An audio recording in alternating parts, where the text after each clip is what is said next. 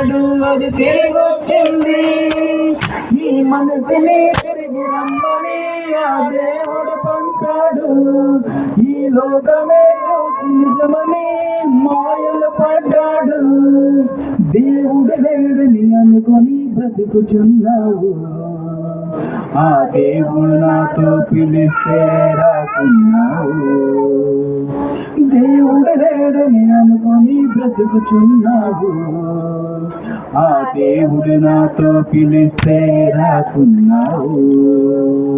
నోహు కుటుంబమే వాడలోకి చేరింది. ఆ దేవుని కుటుంబమే నీటిలోనే మునిగిపోయింది. నారు నాటుచు ఇల్లు కట్టుకుని ఉంటున్నావు. పెళ్లి చేసుకుని పెంచాలని అని అంటున్నావు. నారు నాటుచు ఇల్లు కట్టుకుని ఉంటున్నావు. పెళ్లి చేసుకుని పెంచాలని అని అంటున్నావు. నేను రమ్మనే అతను పిలిస్తే నువ్వు కాదంటున్నావు. ఆ దేవుడే నిన్ను పెంచితే పెంచలేదంటున్నావు. లోతు భార్యలా అతని మాట వినుకున్నావు. మరణిస్తావని అది తెలిసిన నమ్మకున్నావు. లోతు భార్యలా అతని మాట వినుకున్నావు. మరణిస్తావని అది తెలిసిన మారకున్నావు. సువార్త సభలే దేవుని పిలుపుని తెలుసుకో. నీ మరణానికి ముందే దేవుని తెలుసుకో. నోహు కుటుంబమే వాడలోకి చేరింది. ఆ దేవుని కుటుంబమే నీటిలోనే మునిగిపోయింది. జంతువులే పక్షులే జీవరాశులే చేరిపోయాయి. ఈ మనిషిని ఎంత పిలిచినా వారు రారని తెలిసిపోయింది. ఈ లోకమే మాకు చాలని పరలోకమే మాకు వద్దంటే ఎవరికి వాళ్ళ పరలోకం. తన పిల్లలు రారంటే అది నరకం. ఎవరికి వాళ్ళ పరలోకం. తన పిల్లలు రారంటే అది నరకం. హృదయములో నొచ్చుకున్నాడు అప్పుడే. తన పిల్లలు రారని తెలిసిపోయింది అప్పుడే. హృదయములో నొచ్చుకున్నాడు అప్పుడే. తన పిల్లలు రారని తెలిసిపోయింది అప్పుడే. నోహు కుటుంబమే వాడలోకి చేరింది. ఆ దేవుని కుటుంబమే నీటిలోనే మునిగిపోయింది. మంచిది. దేవుని స్తోత్రం. చక్కగా దేవుడు నడిపించిన దాన్ని బట్టి దేవునికి మనసరికి దేవుని దాసులు ఉంచుకుంటున్నాం. మరి సమయంలో దేవుని వాక్యం ఉన్న సమయం మన నిశ్శబ్దంగా ఉంటే మరి దేవుని దాసులు మన మధ్య ఉన్నారు. దేవుని వాక్యం మూడో మన భాగానికి మనం వెళ్ళిపోతున్నాము. మరి మూడో భాగంలో మనకు నడిపించినారు. ఈ సమయానికి చూపడతాను మన కొనుక్కు నడిపిస్తారు. ధన్యవాదాలు. మరి నాకు ఈ సమయం ఇచ్చిన దేవదేవునికి మహిమ ఘనత ప్రభావం ఎల్లప్పుడూ కలుగునుగాక. అలానే నేను చేస్తున్న దేవుని దాసులకును దేవుని బిడ్డలందరికీ ప్రభు క్రీస్తు బయట నా వందనం తెలియజేసుకుంటున్నాను. రండి ప్రార్థన చేసుకుందాం. ప్రార్థన చేసుకుని ముందుకు మనం వెళ్ళిపోతాం. అందరు తలలు వచ్చినట్టుగైతే ప్రార్థన చేసుకుందామండి. మహోన్నతుడా, సర్వోన్నతుడా, ఆశ్చర్యకరుడా, బలవంతుడా, నీ ఘనమైన నీ అతి పరిశుద్ధమైన నామమునకి మరొకసారి వందనాలు చెల్లిస్తున్నాం. ఉదయకాలం నుండి ఇప్పటి వరకు నా తండ్రి మమ్మల్ని మీరు నడిపించారు. తండ్రి వందనాలు. ఇదిగో మేము ఈ మూడవ భాగంలో చేరున్నాము. దేవా, నీవే నీ ఆత్మ చేత మమ్మల్ని నడిపించండి. దేవా, నీ ఎన్నో విలువైన సంగతులు నీ దాసుల ద్వారా, నీ దాసురాల ద్వారా మాతో మాట్లాడాలి కనుక తండ్రి మేము అలాగ ఉన్నాము లేదా వాక్యానుసారంగా మాకు మేము పరీక్షించుకోవాల్సిన సమయం నాయన. తండ్రి, నీతో దూరం అయితే రోగానికి గురని, నీతో దూరంగా ఉంటే మాకు దుఃఖాలు, కష్టాలు, కన్నీరు, వేదన, అనేక సమస్యలు, అనేక ఇబ్బందులు అని తెలుసుకున్నాము. అవునా తండ్రి, సమయము చాలా విలువైనది కనుక ఆ సమయము సందర్భము ప్రతిది కూడా మేము సద్వినియోగం చేసుకునే జ్ఞానము మాకు దయచేయండి. సమయం చాలా విలువైనది కనుక సమయమును నా తండ్రి పోగొట్టుగా నీయక నా తండ్రి ప్రతి సమయము నీ యందు భయభక్తి కలిగి ఉండేటట్టు సహాయం అనుగ్రహించండి దేవా. నా తండ్రి ఇదిగోనైనా 3వ భాగంలో తండ్రి నువ్వు మాతో మాట్లాడండి దేవా. నువ్వు మాతో ఈ అంశం మీద మాట్లాడబోతున్నా తండ్రి. మీ దాసులు మీరు అందరితో మీరు మాట్లాడండి, బిడ్డలందరితో మాట్లాడండి. ప్రతి మాట మేము విని ఆ ప్రకారం నా తండ్రి మా బ్రతుకులు మార్చుకొని నీకు అనుకూలంగా మా బ్రతుకులు సరిదిద్దుకొని తండ్రి నీకు మహిమకరంగా ఉండటకు సహాయం అనుగ్రహించండి. సెలవు ప్రతి ఒక్కరిని దీవించాలి. సమస్త మహిమ ఘనత ప్రభావాన్ని నా మీ ఆత్మ సహాయం కోరుచు. ఈ ప్రార్థన కుమారమ రక్షణ ఏసే పరిశుద్ధ నామ సహాయం కొంచెం తండ్రి. అవి మంచిది. దేవునికి మహిమకరం గాక. కొన్ని విలువైన సంగతులు త్వరగా మనం విందాం. గతసారికి మనం ఏం నేర్చుకున్నాం ఎవరికైనా గుర్తుందా? ఈ యొక్క కోరికలోనే నేను గతసారికి నేను చెప్పాను ఇది పార్ట్ 1, పార్ట్ 2 కూడా ఉంటుంది అని చెప్పాను. గుర్తుందా? ఏ విషయం చెప్పాను అనేది, ఈ అంశం చెప్పానని ఎవరికైనా గుర్తుందా? ఓకే. సువార్త ఎలా ప్రకటించాలి, ఎందుకు ప్రకటించాలి? మనం వినేసే మొదటి పాఠంలో ఏమన్నామంటే, మొదటి భాగంలో పార్ట్ 1లో సువార్త ఎలా ప్రకటించాలి అని విన్నాం. ఇప్పుడు రెండోది ఎందుకు ప్రకటించాలని వినబోతున్నాం. మూడోది కూడా ఉంటుంది. మూడోది నెక్స్ట్ నేను చెప్తాను. 3వ పార్ట్ కూడా ఉంటారు. ఇప్పుడు మనం వినవలసిందంటే ఎందుకు ప్రకటించాలి, ఎలా ప్రకటించాలంటే మనం నేర్చుకున్నాం. ఒక కుటుంబాల దగ్గరికి వెళ్ళినప్పుడు వారితో ముందు మన మంచి సంబంధం మనం కలుసుకోవాలి. వారు మంచి చెడులు తెలుసుకోవాలి. వారు దుఃఖం ఉంటే మనం వెళ్ళి 2 మాటలు ఓదార్పమైన ధైర్యమైన మాటలు చెప్పి వారి కొరకు ప్రార్థించాలి. మనకు కూడా అది శక్తికుల దేవుడికి మనకి ఆ దీవెనలో కొంచెం వాళ్ళ కష్టంలో ఉన్నప్పుడు ఆ దీవెనలో కొంచెం వాళ్ళకి కానుక రూపంగా ఇచ్చి వాళ్ళని బలపరచాలి. ఇలా చేసి మనము అని స్వార్థాన్ని ప్రకటించాలి. అంటే మొట్టమొదటిగా మన విధేయతను లేకపోతే ఈ దేవుని క్రీస్తు ప్రేమను వాళ్ళకి చూపించేలాగా మన స్వార్థ ఉండాలి అనేది మనం నేర్చుకున్నాం. స్వార్థ అంటే ఏంటిదండి? క్రీస్తు పుట్టడం, క్రీస్తు మరణము, క్రీస్తు పునరుత్థానం, ఇదే స్వార్థ అండి. గతసారి మనం నేర్చుకున్నాం. ఎందుకు పుట్టాడు, ఎందుకు మరణించాడు, ఎందుకు పునరుత్థానం అయ్యాడు, ఎవరి కోసం అయ్యాడు అనేది నేర్చుకున్నాం. మనందరి కొరకు మన పాపులమే ఉండగా మన కొరకు రక్షకుడై పుట్టాడు యేసు ప్రభు. మనం అందరూ పాపంలో బ్రతుకుతుండగా మన పాపం నిమిత్తం ఆయన మరణించాడు అనేది స్వార్థ. ఇదిగో తిరిగి మరలా పునరుత్థానం అయ్యాడు. ఎవరైతే తనను విశ్వాసిస్తారో వారిని కూడా పునరుత్థానంలో ఆయన జ్ఞాపకం చేసుకుంటాడు. ఆయనతో పాటు వారు కూడా ఉంటారు. ఇదే స్వార్థ అనేది మనం తెలుసుకున్నాం. ఇప్పుడు మనం నేర్చుకోబోతున్నాము ఎందుకు ప్రకటించాలి అంటే. దేని బిడ్డలారా, ఎందుకు ప్రకటించాలి మనం నేర్చుకుందాం. మనం మత్తయి సువార్త మనం వెళ్ళిపోతాం. మత్తయి 3వ అధ్యాయము 2వ వచనం. మత్తయి సువార్త 3వ అధ్యాయము 2వ వచనం. యోహాను బాప్తిస్మం ఇచ్చిన యోహాను గారు ఒక సువార్త ప్రకటిస్తున్నారు. ఏంటంటే చెప్పండి, చదవండి. మారు మనసు పొందుడని యూదయ అరణ్యమందు ప్రకటించు. అంటే మొట్టమొదటిగా దేనికోసం చెప్తున్నారండి? మారు మనసు పొందుడి. మారు మనసు పొందుడని ప్రకటించుచుండని ఎవరు? దేవుని దాసుడు అండి. ఎందుకు మారు మనసు పొందుకోవాలి? ఓకే, మనము చదువుకుందాం. ఇంకొక త్వరగా మనం వెళ్ళిపోతాం. 24 మత్తయి సువార్త 24:14.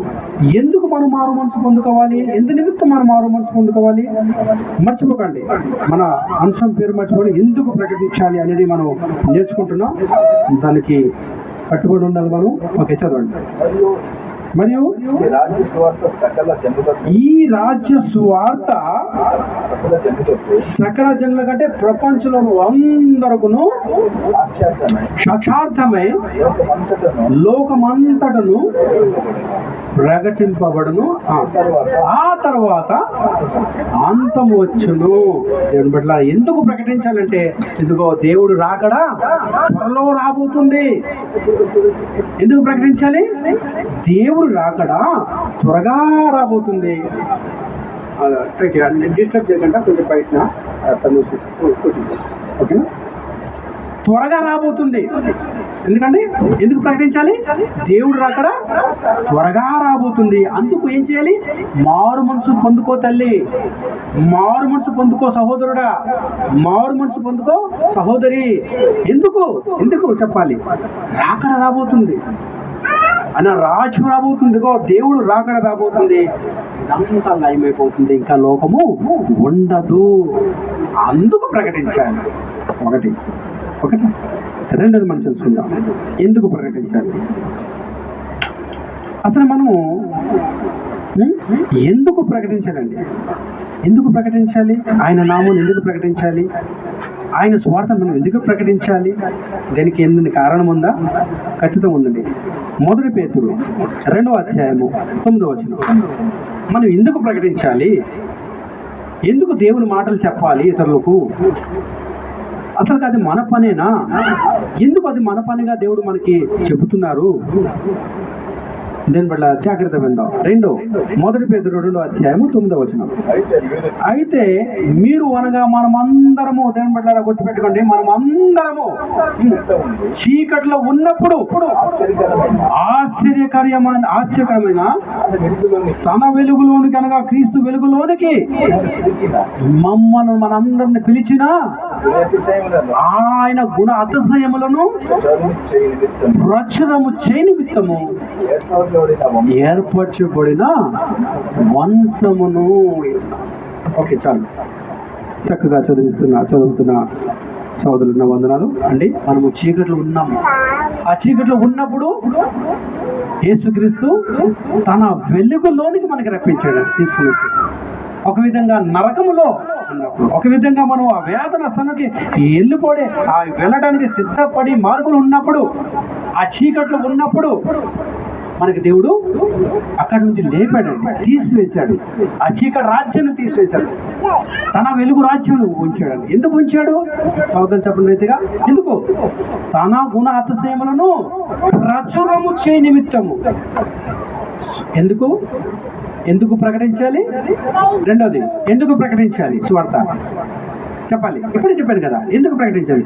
ఆయన గుణ అతిశయములను ప్రచురము చేయ నిమిత్తం. గుణ అతిశయములు అంటే నీ దేవుడు ఎంత గొప్పవాడో అది సువార్త రూపముగా చెప్పు. అందుకు ప్రకటించాలి.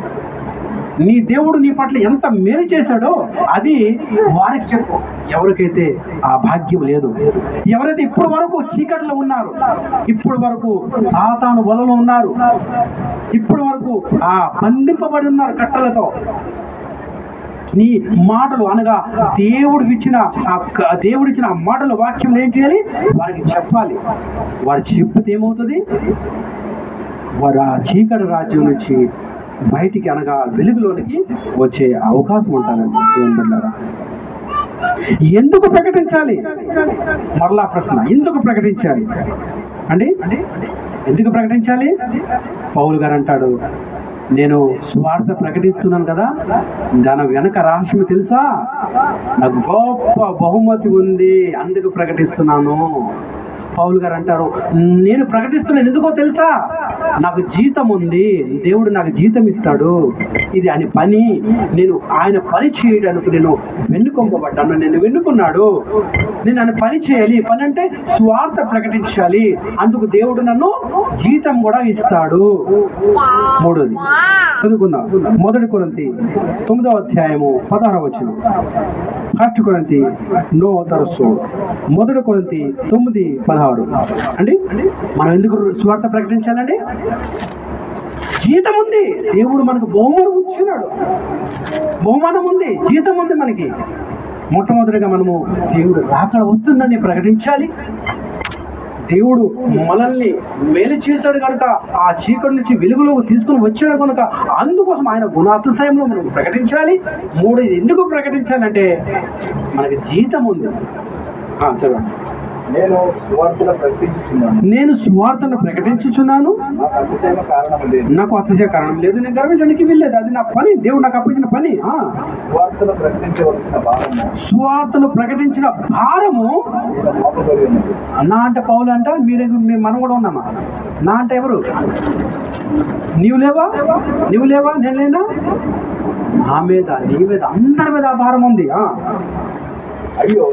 అయ్యో నేను సువార్తను ప్రకటించని ఎడల నాకు శ్రమ. ప్రకటించకపోతే ఏమవుతుందండి?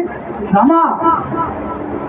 అయ్యో ఇది కూడా ఉందంటే ఖచ్చితంగా అండి. దేవుడు ప్రతిది కూడా మన కోసం, దీనికోసం రాసించాడు. సువార్త చెప్పకపోతే ఏమవుతుంది? శ్రమ అని తెలుసు కదా, మనకు బాగా తెలుసు. సువార్త చెప్పకపోతే శ్రమ. ఆ శ్రమ ఏ విధంగా ఉంటుంది? ఊహించుకోలేము. అలా ఎలా అది ఏ విధంగా ఉంటుందో ఆ శ్రమ ఊహించుకోలేము. ఎన్నో విధాలుగా రావచ్చు శ్రమ. అది ప్రకటిస్తే చదువు.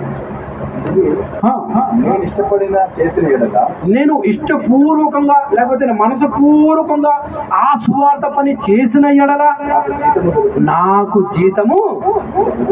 అంటే దేవుని పని ఎలా చేయాలి? పౌలు గారు చెప్తున్నారు. ఎలా చేయాలి? ఇష్టపూర్వకంగా. అప్పుడు జీతము. ఆయన పిలిచాడు, నేను వెళ్ళిపోతాడా అని ఏమనుకుంటాడు? అది కాదండి. ఇష్టపూర్వకంగా నా తండ్రి పనిది, ఇది నా దేవుని పని. ఓడవటమా? ఎందుకు ఓడతాను? అది నా దేవుని పని. నువ్వు ఇంటిలో పని చేసుకుంటే అది నీ పని. అందరుగా దేవుని బిడ్డలుగా మనం అందరం ఏమున్నాం? ఒక చోట ఆయన సన్నిధిలో ఏమున్నామండి? దేవుని బిడ్డలుగా మనం దేవుని సన్నిధిలో గడుపుకుని, ఇది దేవుని సన్నిధి. ఈ దేవుని సన్నిధిలో నువ్వు ఏ పని చేసినా ఇంద్రమిల్లు పని కాదు అది. ఇక్కడ ఏ పని చేసినా దేవుని ఇంటిని పని చేస్తున్నావు అని అది తెలుసుకోవాలి. అయ్యో ఇది ఇంద్రం ఇంటి కదా, నేను ఎందుకు ఈ కుర్చీని అక్కడ పెట్టాలి? ఇది ఇంద్రమిల్ ఎప్పుడు? సహవాసం లేనప్పుడు. అర్థమవుతుందని చెప్పేది. ఎక్కడైతే ఆయన నామములో ప్రార్థన జరుగుతాదో అది ఆయన సన్నిధి, అది ఆయనది కనుక అక్కడ మనం ఏ పని చేసినా కూడా దేవునికే పని చేస్తామని అనుకోవాలి.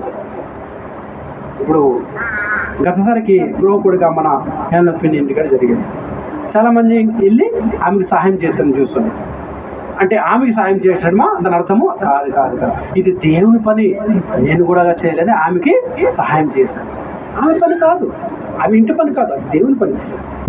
అంత ప్రార్థన అయిపోయిందనుకో, వచ్చేసిన తర్వాత మరలా నువ్వు ఒంటరిగా వెళ్ళి ఆమెకి ఏదో సాయం చేస్తా, అది వాళ్ళ ఇంట్లో నువ్వు సాయం చేసినట్టు, అది ఇంటి పని, అది వేరే.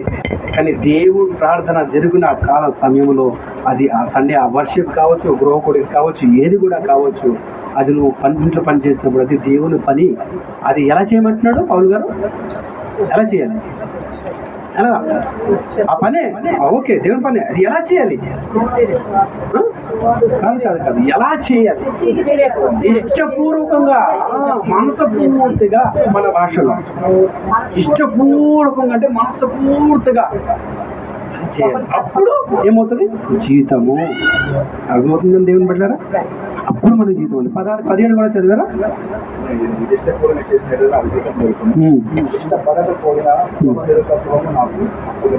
ఓకే, మంచిది.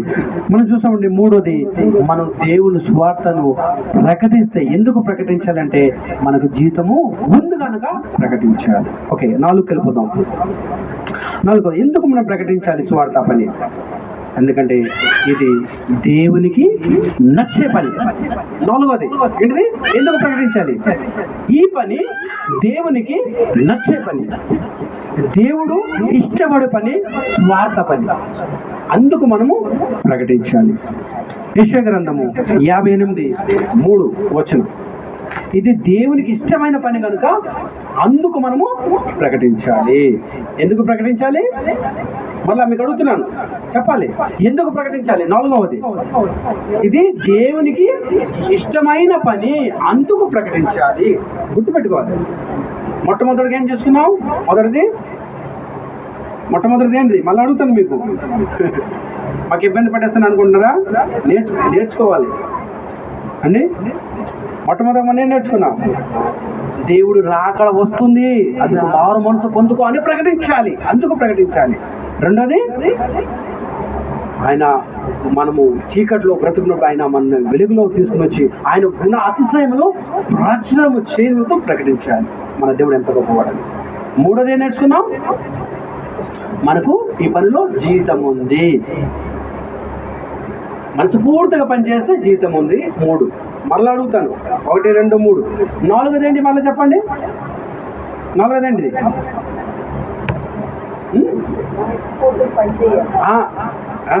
ఇది 3ది అయిపోయింది. 4ది ఇప్పుడు చెప్పాను కదా.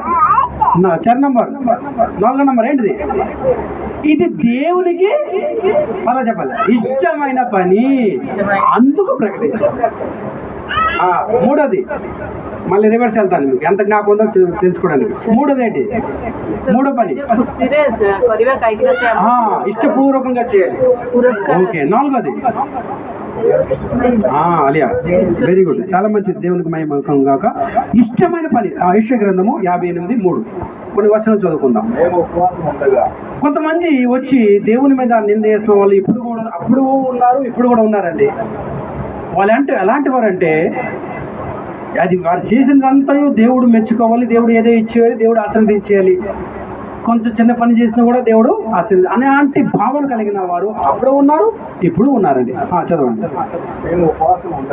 మేము ఉపవాసం ఉండగా దేవుని దగ్గర అడుగుతున్నారు. ఇటువేనండి. నువ్వు ఎందుకు చూడట్లేదు? దేవుని అడుగుతున్నారు. మేము ప్రాణములను ఉపవాసం ఉండేదిగో, మొత్తం నేత్రాలు అవి కనిపించలో వెళ్ళిపోయేవి, ఉపవాసంతో మేము నడవలేకపోతున్నాము, అయినా కూడా నువ్వు చూడట్లేదు మా కోసం. ఎందుకు నువ్వు చూడట్లేదు అని అందరూ ఓకే. 4 మీరు కలహపడుచు, విరోధము చేయొచ్చు, అన్యాయంగా దిద్దులాడుచు ఉపవాసం ఉండదు. మీ కంటూదని ఓకే. 5 చదవండి. అటు ఉపవాసం నాకు అనుకూలమా? మీరు ఉపవాసం ఉంటున్నారు, అటువంటి ఉపవాసం నాకు అనుకూలమా? నాకు నచ్చుతుందా? మీరు మీ ఇష్టానుసారం ఏదో మీ లోకానుసారంగా జీవించి మీకు ఇష్టమైన పనులన్నీ చేసి నా దగ్గరకు వచ్చి ఇదిగో నేను ఉపవాసం ఉన్నా, నాకు ఆశీర్వదించి, నాకు ఇది ఇచ్చే, నా బావుకు పెళ్లి చేసి, లేకపోతే బావుకు ఉద్యోగం వచ్చి, ఇది అది అనేక కోరికలతో వస్తున్నారు. అది నాకు ఇష్టమైనదా అని దేవుడు అంటున్నారు వాళ్ళని. నాకు అనుకూలమా? అంటేనా? ఓకే. డైరెక్ట్ గా 6కి వెళ్ళిపోతాం. అంటే దేవుడికి ఇష్టమైన పని ఇప్పుడు అన్నాం కదండి. ఆ దేవుడికి ఇష్టమైన పని ఏదంటే 58:6 ఆయన స్వయంగా చెప్తున్నారు. దేవుడు పని చూడండి. దుర్మార్గులు కట్టిన కట్లను ఇప్పుడే నాకు ఇష్టము. అదేంటిది? ఒక్క నిమిషం. ఆ దుర్మార్గులు కట్టిన కట్టలు అంటే ఏంటిదండి? చాలా మంది ఏమి ఉన్నారండి? ఉన్నారు, లేకపోతే ఉన్నారు. చాలా మంది ఆ చీకట్లోనే ఉన్నారు. వారు బంధింపబడి ఉన్నారు సాతాను చేత. సాతాను వాడిని కట్టి ఉంచున్నాడు. అప్పుడు మనం ఏం చేయాలి? వాక్యమైన ఖడ్గం తీసుకుని వెళ్ళి స్వార్థని వెళ్ళి ప్రకటించినాడు. ఆ వాక్యమైన ఖడ్గము ఏం చేస్తుందండి? ఆ కట్టులోని తొక్కుతుందండి. అప్పుడు వారు వస్తారు వెలుగులోని. ఒకటి. ఇప్పుడయో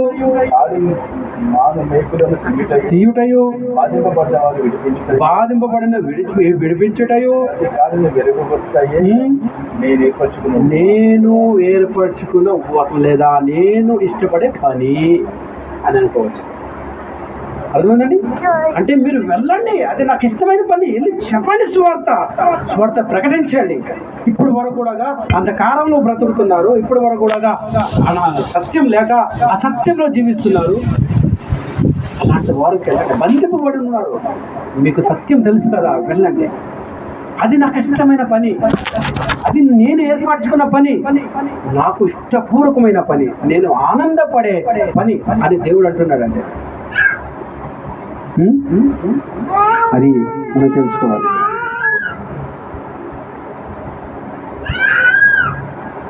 ఎలా మనము దేవుడు ఎలా ఇష్టపడతాడంటే, చాలామంది ఏమనండి నరకానికి దగ్గరగా, ఆ నరకానికి దగ్గర అగ్నిలో పడిపోతుండగా మనము ఒక అగ్ని గుండం ఉందండి. ఇప్పుడు టైటస్ ఉన్నాడు, ఆయన బట్టి చాలా లోతుగా ఉంటుంది, చాలా అగ్నితో తగదగా ఉంటుంది, చాలా అక్కడికి వెళ్ళడమే ప్రమాదం. కొంచెం కాల్ చేయలేదనుకో అయిపోయింది. మరి దుమ్ములు కూడా ఎముకలు కూడా మిగలవు, అలాంటి భయంకరంగా ఆ యొక్క బట్టి ఉంటుంది. అలాంటి కన్నా 1000 రెట్లు ఎక్కువ ఉంటుంది ఆ నరకం అంటే. ఇలాంటి టైటస్ పనిచేసిన బట్టి దగ్గరకే ఎవరు లేరు. నరకం అంటే దానికి 100 రెట్లు ఎక్కువ ఉంటుంది, అలాంటి ఎక్కుతూ ఉంటుంది. మీరు అది ఆరనది, మీరు పని అయిపోయిన ఆరిపేస్తారండి, కానీ అది ఆరదు. అలాంటి నరకానికి వెళ్ళిపోతున్నారు. అలాంటి నరకానికి వెళ్ళిన వారిలో కొంతమందినే మనము తీసుకొని రావాలి, వెనక్కి తీసుకొని రావాలి, ప్రభులో తీసుకొని రావాలి. అదే దేవునికి ఇష్టమైన పని, అదే దేవునికి ఇష్టమైనది. మనం ఒక్కరికైనా, కనీసం ఒక్కరికైనా అయ్యో నరకంకి వెళ్ళిపోతాడు, అమ్మో ఈమె నరకంకి వెళ్ళిపోతుంది, నరక అగ్నికి దగ్గర అయిపోతుంది, ఖచ్చితంగా దేవుడు మాటలు ఈమెకి లేకపోతే ఈయనకు అవసరము అని చెప్పాలి. ఒక్కరికైనా యూదా పత్రిక అనే ఉంటుంది, 1:23 ఉంటుంది. చూడండి ఒకసారి, యూదా 1:23 యూదా 23 యూదా పత్రిక 23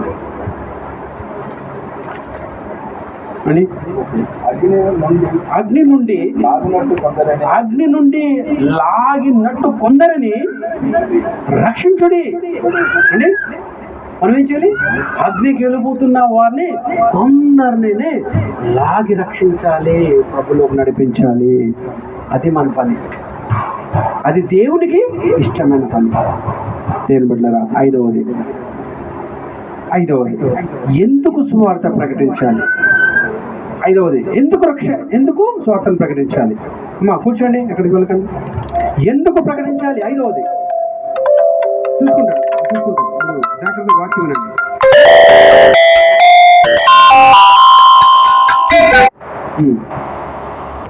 మనం చదువుకుందాం, ఎందుకు ప్రకటించాలి. ఐదవదిగా మనం చూసుకోబోతున్నాం.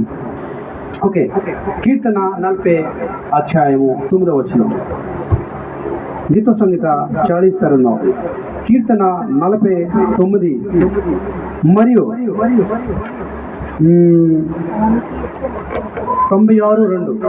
ఇద్దరు తీసుకుంటండి. 96:2, 49 2 వచనం చదవండి.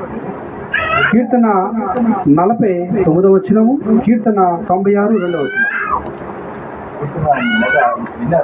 40:9 ముందు చదివండి, తర్వాత 96 చదువుతారు.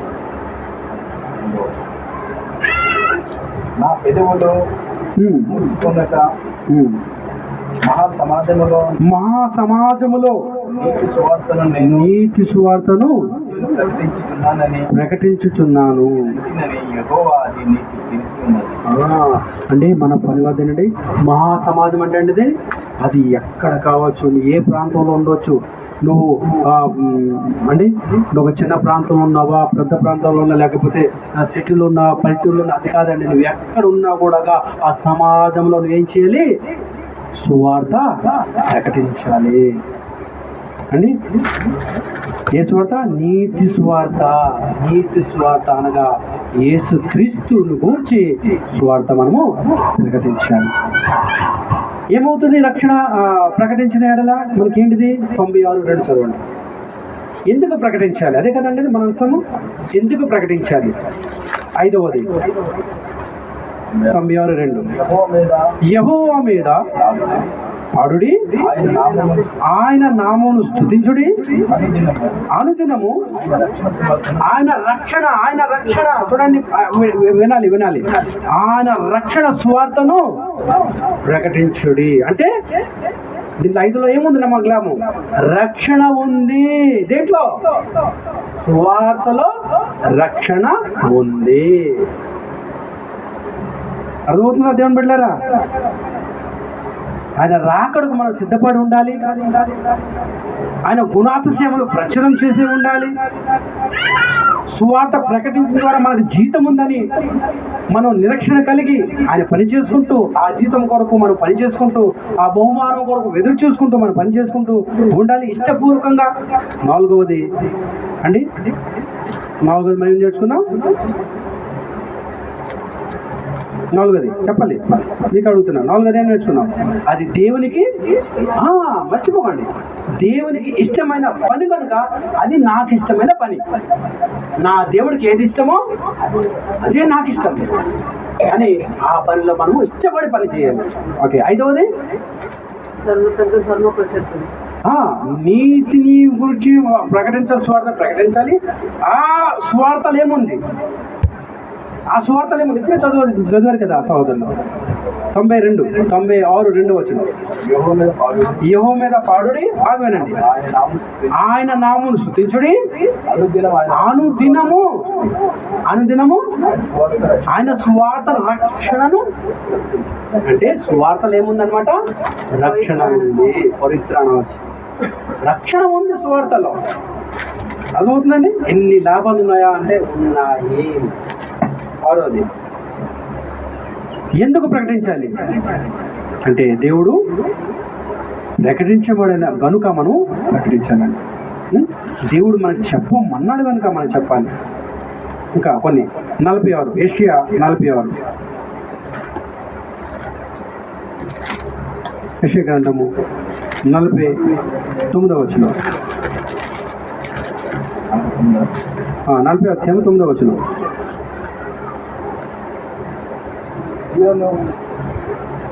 ఎలా ప్రకటించాలి? ఇది 6వది. మనము ఎలా ప్రకటించాలి అంటే చదవండి. ఉన్నత పర్వతము ఎత్తును యెరూషలేము సువార్త ప్రకటిస్తున్నదానా బలముగా చూడండి, బలముగా ప్రకటించుడి, భయపడక ప్రకటించుడి. ఈ రెండు మనం నేర్చుకుందాం. సువార్త ఎలా ప్రకటించాలి? బలముగా ప్రకటించాలి. రెండోది భయపడక ప్రకటించాలి. అమ్మో ఇక్కడ ప్రకటిస్తే ఏం జరుగుతుందో, వాళ్ళకి ఏమనిస్తారో, వాళ్ళు పడతారో, పెడతారో, హింసిస్తారో అనేది భయపడదు. ధైర్యంగా, బలముగా, భయపడక ప్రకటించాలి. 6వది మనం నేర్చుకుంటున్నాం. ఎందుకు ప్రకటించాలి? భయపడక ప్రకటించాలి. ఎందుకు ప్రకటించాలి? బలముగా ప్రకటించాలి. ఎందుకు? మన వెనక ఎవరున్నారు? దేవుడు ఉన్నాడు, ప్రభు ఉన్నాడు. ఓకే, 7 ఎందుకు ప్రకటించాలి అండి? అసలుకి ఈ స్వార్థ కొత్త నిబంధనలు వచ్చేసరికి మొట్టమొదటిగా ఎవరు ప్రారంభించారండి స్వార్థ? యేసు ప్రభు వచ్చిన తర్వాత ఈ స్వార్థ ఎంత ప్రపంచానికి చాటిపోయిందే. దీనికి కారకులు ఎవరు? స్వయంగా యేసు ప్రభు అండి. చదువుకుందాం. మత్తయి స్వార్థ 4:23. ఆయనే ప్రారంభించాడు స్వార్థ. యేసు ప్రభువే ఈ స్వార్థను ప్రారంభించాడు. చూడండి, ఈ ప్రపంచం అంతా ఏమైందండి? స్వార్థతో నిండిపోయిందండి. ఆ స్వార్థ మన దగ్గర వచ్చింది కాబట్టి మనం రక్షింపబడ్డాము. ప్రారంభం ఎవరు చేశారు? యేసు ప్రభు చేశారు. యేసు వారి సమాజ మందిరంలో బోధించుచు దేవుని రాజ్యమును, దేవుని రాజ్య సువార్తను ప్రకటించుచుండెను.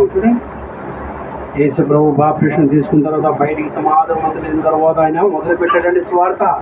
దేవుని రాజ్యము సమీపించున్నది, మారు మనసు పొందుకోండి. ఎందుకు? దేవుని రాజ్యము సమీపంలో ఉన్నది, మన దగ్గరలో ఉంది. అందుకు మారు మనసు పొందుకోండి. మార్చోట నేను చదువుకున్నా. ఓకే, మార్చోట 1:15. మార్కో 1:15. మార్చోట 1:15 అండి.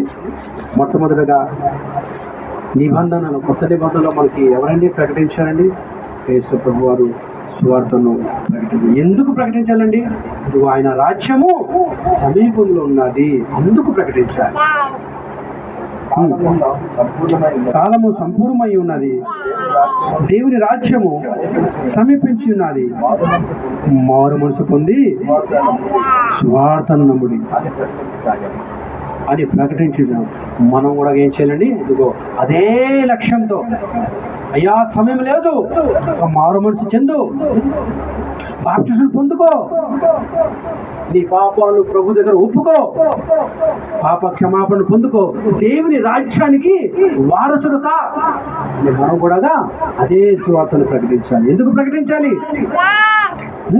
దేవుని రాజ్యము సమీపంలో ఉన్నదని మనం ప్రకటించాలి. 8 ఎవరికి సువార్త ప్రకటించాలి? 8 ఎవరికి సువార్త ప్రకటించాలి? చదువుకుందాం. ఎవరికి సువార్త ప్రకటించాలి మనం చదువుకుందాం. మత్తయి సువార్త 11:5. మత్తయి సువార్త 11వ అధ్యాయము 5వ వచనం. గుడ్డి వారు చూపు పొందుతున్నారు, చెవిటి వారు వినిచున్నారు, చినుకుల వారు లేకపోతున్నారు, బీదలకు సువార్త ప్రకటింపబడుతుంది. అంటే దీని అర్థం ఏంటంటే గుడ్డి వారే కావచ్చు, కుంటి వారే కావచ్చు, చెవిటి వారే కావచ్చు, బీదలు కావచ్చు, ఎవరైనా కూడా ప్రతి ఒక్కరికి సువార్త అందించాలి. ప్రతి ఒక్కరికి దేవుని మాటలు మనము తెలియజేయాలి అని అందరకు వారు పేద ధన అని రోగియా లేకపోతే ఈ కుష్ఠ రోగియా ఏ వ్యాధి కలిగిన వాడా, ఎలాంటి వారు దుఃఖంలో ఉన్నారా, కన్నీళ్ళు ఉన్నారా, లేకపోతే బాధలు ఉన్నారా, అది ఎలాంటి వారైనా కూడా ఆ గృహంకి వెళ్ళి మనం ఏం చేయాలి? సువార్తను ప్రకటించాలి. 8వది ఏం చేయాలండి? అందరికీ ప్రకటించాలి. ఎందుకు ప్రకటించాలి? దేవుని రాజ్యం సమీపంలో ఉన్నది అనుకో, అందరికీ సువార్త ప్రకటించాలి అండి. రోమి పత్రిక 10:12. రోమియోలు రాసిన పత్రిక 10వ అధ్యాయము 12వ వచనం. అందరికండి అంటే యూదుడని గ్రీసు దేశస్థుడని భేదం లేదు. భగవనాలి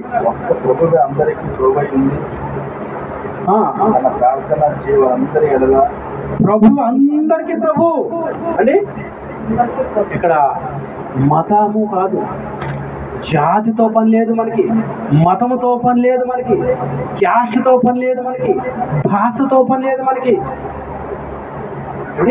ప్రతి ఒక్కరికి ప్రభు ఆయన ఒక్కడే కనుక ఆ ప్రభుని పరిచయం చేయాలి. ఎవరికి? అందరికీ. ఎందుకంటే అందరి ప్రభు ఆయన ఒక్కడే. ఓకే. 9 సువార్త ప్రకటించడం అంటే ఎందుకు ప్రకటించాలి? సువార్త ప్రకటించడము నా బాధ్యత. ఎందుకు ప్రకటించాలండి? 9 ఎందుకు ప్రకటించాలి? అది నా బాధ్యత అండి, అది నా బాధ్యత. మత్తయి సువార్త 28వ అధ్యాయము 19వ వచనం. ఒకసారి అంటే యేసు ప్రభు ఇదిగో త్వరలో ఆయన పరలోకానికి వెళ్ళిపోయే ముందు శిష్యులకి కొన్ని మాటలు చెప్పి, మీరు ఏ విధంగా ఏదైతే సంగతులు నేర్చుకున్నారో ఆ సంగతులన్నీ మీరు అని మీకు శిష్యులుగా చేసుకున్నారని చెప్పాడు.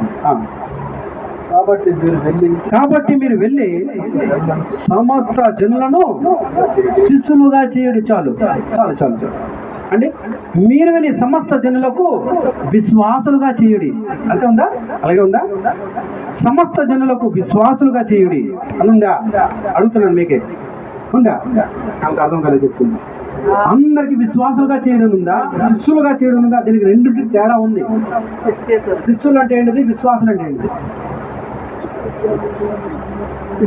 శిష్యులు అంటే ఏదైతే నేర్చుకుంటామో మరలా అది తిరిగి నేర్పం. విశ్వాసులు అంటే నేర్చుకోవడమే వారి జీవితం పోతుంటది. ఎప్పుడు చూసుకుని నేర్చుకోవడమే. అమ్మా ఎన్ని సంవత్సరాలు చర్చకెళ్తున్నావు? 10 సంవత్సరాలు. అమ్మా నువ్వు ఎన్ని సంవత్సరాలు చేస్తున్నావు? నేను పుట్టుక నుంచి క్రైస్తున్నా, కానీ ఎవరికి చెప్పాలి. వాళ్ళు విశ్వాసులుగానే ఉండిపోతారు. నోరిచ్చాడు కదా దేవుడు, చదువు లేకపోయినా నోరు కూడా ఉంది కదా, అది చెప్తున్నావా? శిష్యులు అంటే దానికి అర్థం అంటే నువ్వు శిష్యుడు కా అంటే యేసు ప్రభు ఎలాగైతే తనకు శిష్యులుగా చేసుకున్నాడో అపోస్తులని, ఆ అపోస్తులను మారి తనకు శిష్యులుగా చేసుకోవడం. అర్థమవుతుందా నేను చెప్పేది? మనం కూడా ఏం చేయాలి? మనం కూడా చెప్పి వాళ్ళు కూడా శిష్యులుగా తయారు చేయాలి. తండ్రి యొక్క కుమారులకు పరిశుద్ధాత్మకు బాప్తిస్మం అందించి శిష్యులుగా చేయమన్నాడు. శిష్యులుగా చాలా మంది ఏం చేస్తారంటే, చాలా మంది చర్చిలో పాస్టర్స్ ఏం చేస్తారు, మీరు చెప్పకూడదు వాక్యం, పాస్టరే చెప్పాలి. అంటే నువ్వు శిష్యుడు కాదు, అది చేసేది విశ్వాసంగా ఉండు.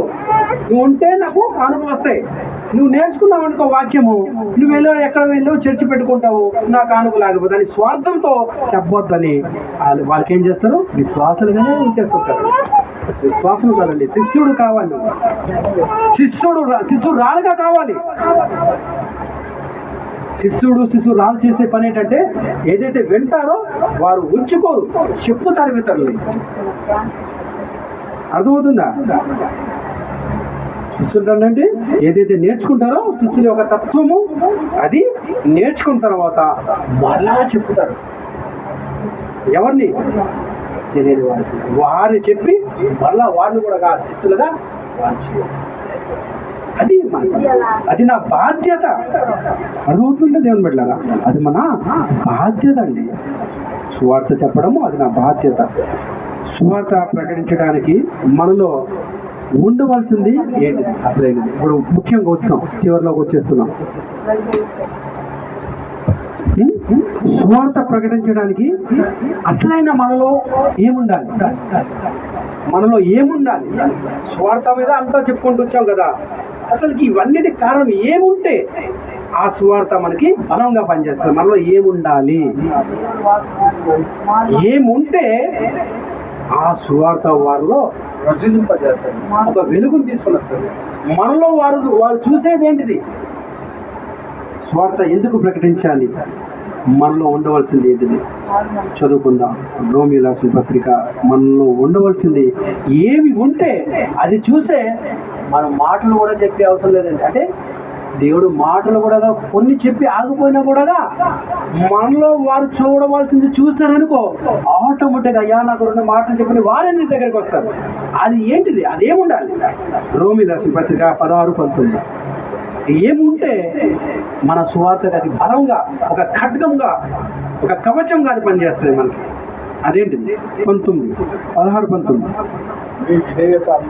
మీ విధేయత గుర్తుపెట్టుకుని దేని పట్ల రాదు. విధేయత ప్రతి ఒక్కరి పట్ల మనకి విధేయత. అందరికీ ప్రచురమైనది కనుక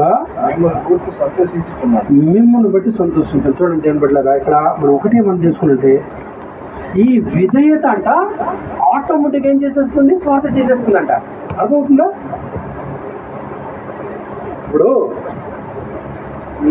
బొమ్మను పెడతారండి ఈ షోరూమ్లట, చీర వేసుకొని ఒక చీరని కట్టి బొమ్మని పెడతారండి. అది ఎందుకు అంటే ఇండైరెక్ట్గా ఇదిగో మా దుకాణంలో ఇలాంటి చీరలు ఎన్నో ఉన్నాయి రండి అని ఆ బొమ్మ ద్వారా పిలుస్తున్నారు.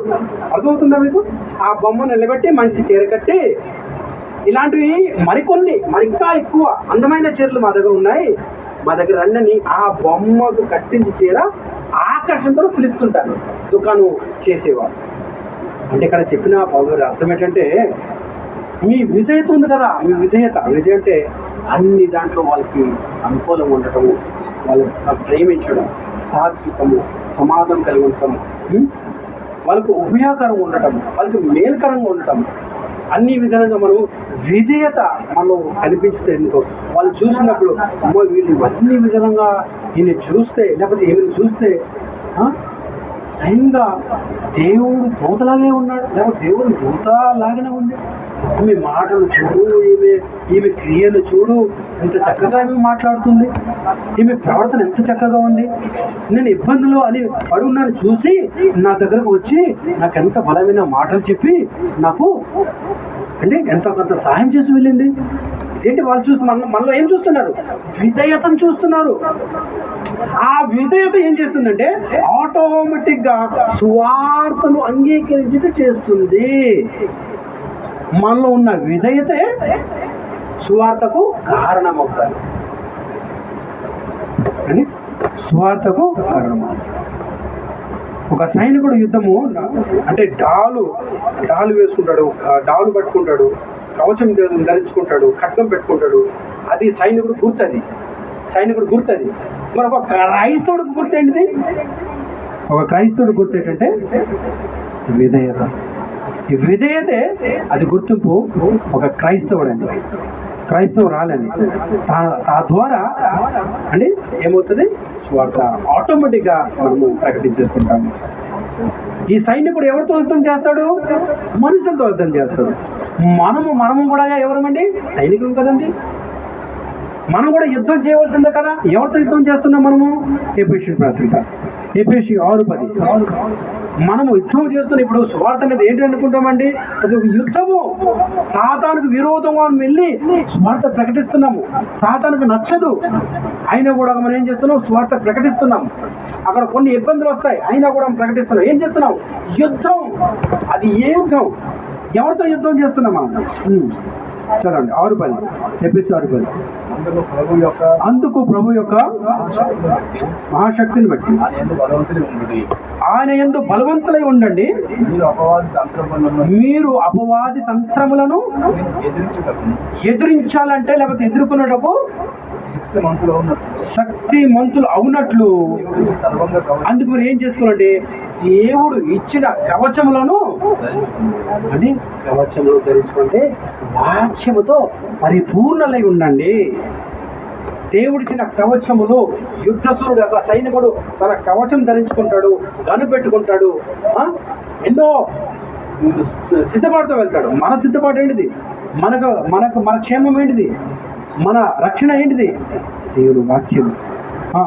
చూడండి,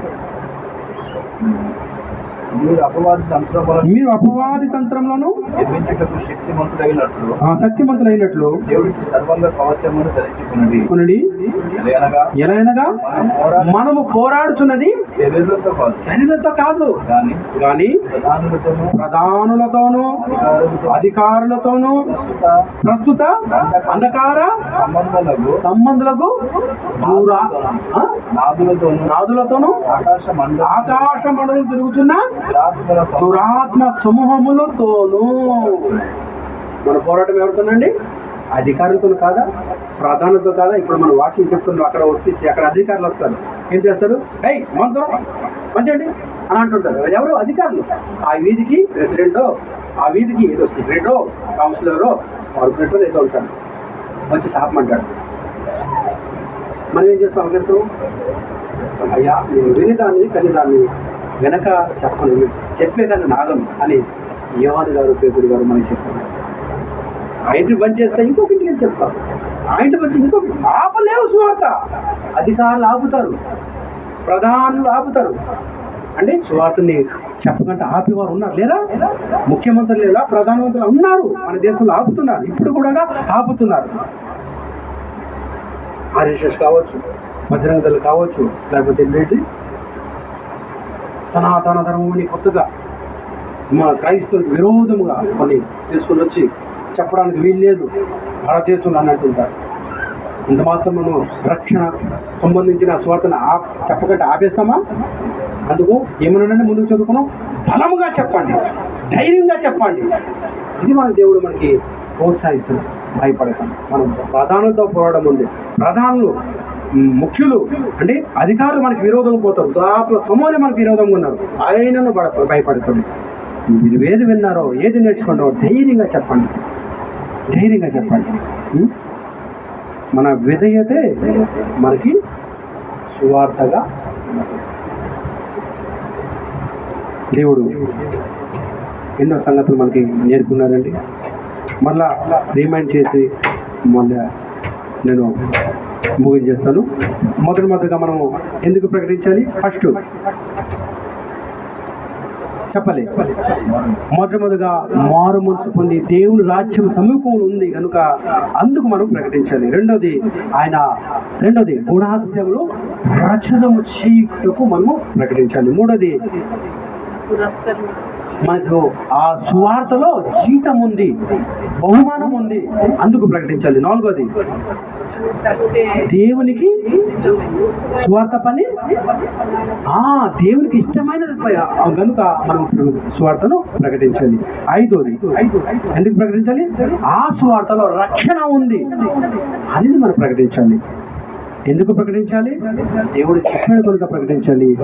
యేసు ప్రభు చేశాడు కనుక మనం కూడా చేయాలి. ఎలా చేయాలంటే బలముగా, ధైర్యంగా ప్రకటించాలి. 7వది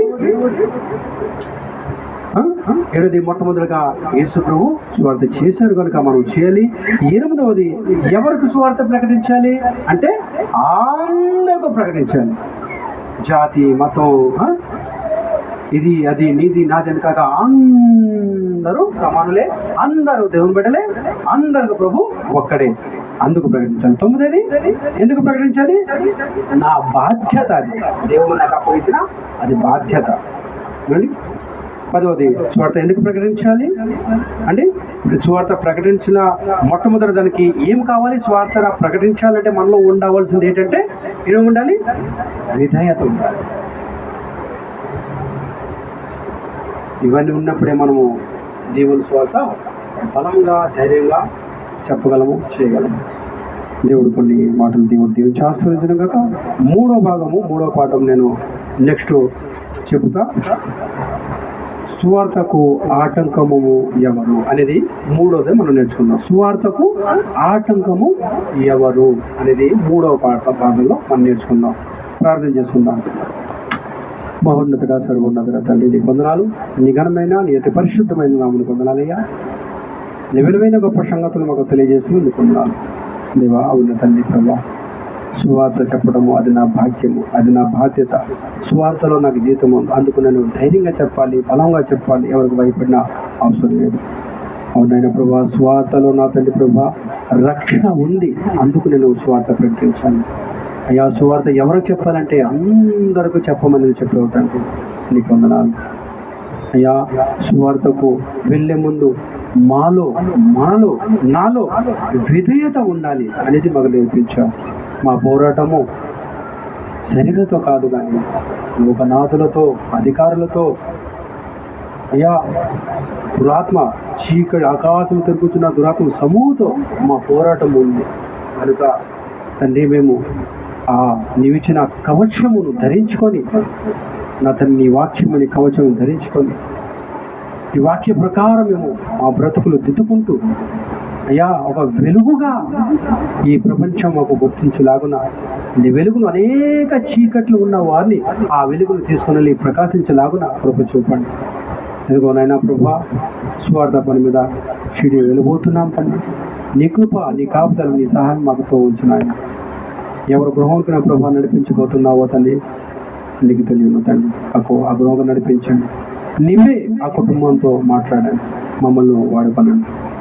ఇచ్చిన అవకాశాన్ని బట్టి నీకు కృతజ్ఞతాస్తులు స్తోత్రం చెల్లిస్తూ దేవా, ఈ కుటుంబం నాయన ప్రభా నీ సన్నిధికి అవకాశం ఇచ్చిన ఈ కుటుంబాన్ని నాయన జ్ఞాపకం చేసుకుని దీవించి ఆశ్రయించమని, తల వచ్చిన ప్రతి ఒక్కరిని మీరు దీవించి ఆశ్రయించమని, మరి అతిత్వంగా నాయన ప్రభా, బహుగా నాయన ప్రభా నీ ఆత్మ ఫలాలతో నింపమని సమస్త మహిమ ఘనత ప్రభాని నామని కనిపిస్తూ ఈ ప్రార్థన నీ కుమారుడు రక్షకుడు ప్రభువైన యేసుక్రీస్తు పేరిట అడిగి వేకొచ్చున్నాను తండ్రి. అందరికి వందనాలు. సోదరులకి